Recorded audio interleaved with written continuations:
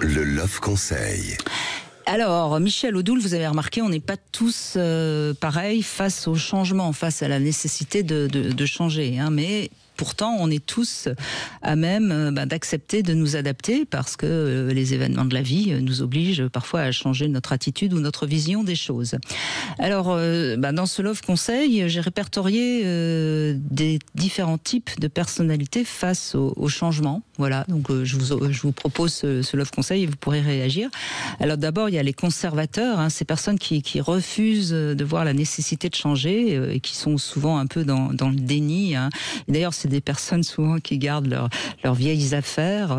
Par exemple, on ne jette pas un pull, même s'il est totalement démodé et il commence à être un petit peu usé. Mais non, c'est mon pull qui va bien, avec qui j'ai fait plein de choses. Je garde ce pull. Donc ça, ceux-là, c'est assez difficile de les faire évoluer. Et je dis qu'à ce moment-là, il vaut peut-être mieux leur apporter quelque chose de neuf, plutôt que d'essayer de leur faire jeter leur vieux schéma. Je ne sais pas si vous êtes d'accord avec ça. C'est-à-dire, dans le conservateur, il y a deux grandes catégories de conservateurs. Il y a celui qui veut conserver les habitudes. Donc ça, celui-là, c'est un insécure et qui se rassure par le caractère immuable des choses qu'il voit, qu'il observe, des repères, des territoires, des gens, des individus, des objets, des meubles, etc. Et puis le deuxième type de conservateur qui existe, c'est les nostalgiques. C'est-à-dire ceux qui pensent qu'ils ont été beaucoup plus heureux avant et qui accrochent ce bonheur et ces mémoires de bonheur à travers des objets. Donc le châle de la grand-mère, le pull qu'on avait aimé, les pantoufles dans lesquelles on était bien, etc., etc. Et bien sûr, à chaque fois, pour chacun d'entre eux, il va falloir trouver des arguments qui sont des arguments particuliers.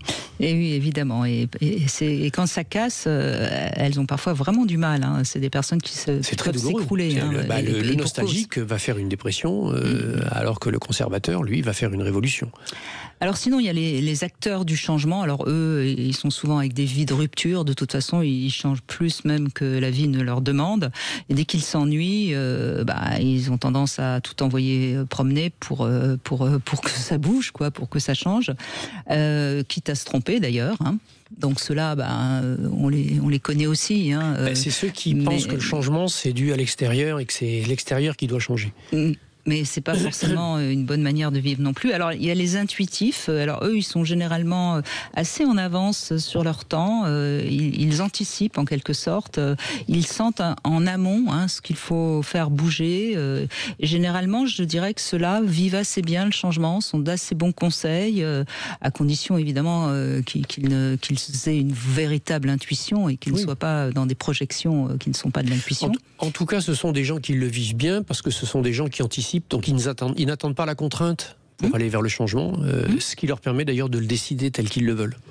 Et enfin, je parlerai des suiveurs. Alors ceux-là, ils sont pas tellement fans du changement, mais quand ils voient leur partenaire changer, par exemple, ils ne résistent pas. Quand ils voient la société qui change, ils s'adaptent parce que ils suivent, tout simplement. C'est ce qu'on pourrait appeler les moutons. C'est ça. Mais c'est les plus nombreux, en finale. Bien sûr. C'est souvent ça. C'est les moutons, les gnous, les pigeons. Ce sont les mêmes groupes grégaires qui, quand il y en a un qui fait quelque chose, ils suivent.